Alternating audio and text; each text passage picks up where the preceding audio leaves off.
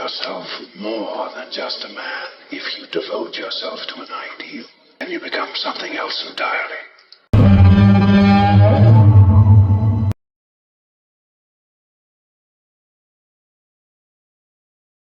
That another one of Rupert Thorne's criminal rings has now been broken. Trying to connect to Rupert Thorne. We get a mention of Rupert Thorne, and then his appearance throughout the episode. On screen, you see a familiar image.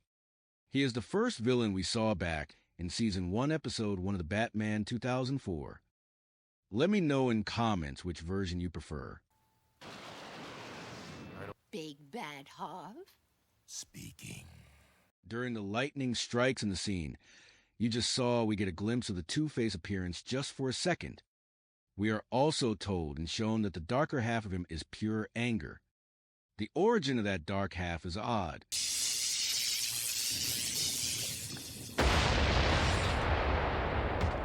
So the origin of this version of Two-Face involves a chemical explosion in a factory, while in the comics a criminal threw acid at Harvey Dent.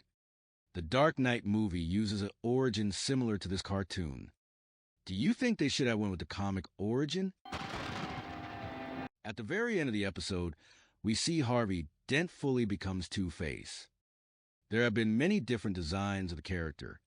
This version has light blue face instead of the green face. Not sure why they decided to change the color of the dark half. How would you rate the design?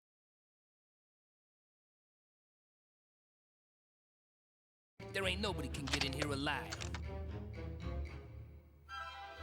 I find this scene to be funny because the criminals should be used to Batman appearing at crimes, but they do not. They really thought that nobody could get into the building.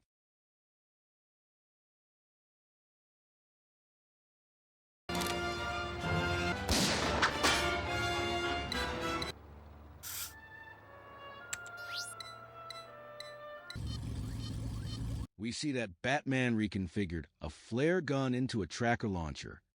The tracker sends a signal to both his handheld device and the Batmobile. Based on the size of the tracker launcher and the handheld device, both are stored on the exterior of a utility belt. No dent! Why Batman carries a normal rope in his utility belt is one of the strangest things I have seen in the series. We saw him use his usual grapple hook in the episode, so why not use that instead of bringing a normal rope? Time changes nearly everything, but the mission and the legend of the Batman lives on.